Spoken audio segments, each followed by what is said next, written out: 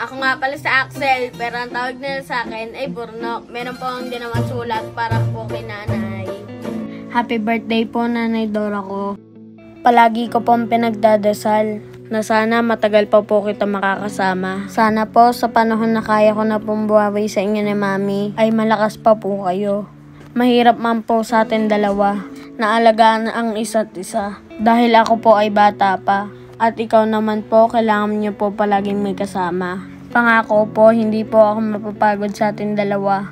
Promise ko rin po, Nanay, na ako po yung magiging tungkod nyo. Hanggat kaya mo pa pong lumakad, ako rin po ang mag-aalaga sa'yo. Maraming taon pa po nawala sa atin si Mami Jerry. At kakayanin po natin palagi kasi solid na solid po tayo. Salamat, Nanay, dahil tinuring mo akong bunso mong anak. Tutulungan ko po kayo hanggat sa makakaya ko. Hindi po ako titigil hanggat hindi po natin napapalaki yung karinderya. Lahat po ng pangarap ko kasama po kayo ni Mami. Minsan po naiisip ko na kahit po ampon ako, napakaswerte ko po sa inyo. Kasi kahit kailan, hindi ko po naramdaman na iba po ako sa inyo. Proud na proud po ako sa inyo ni Mami. Happy birthday, Nanay Dora ko. I love you po.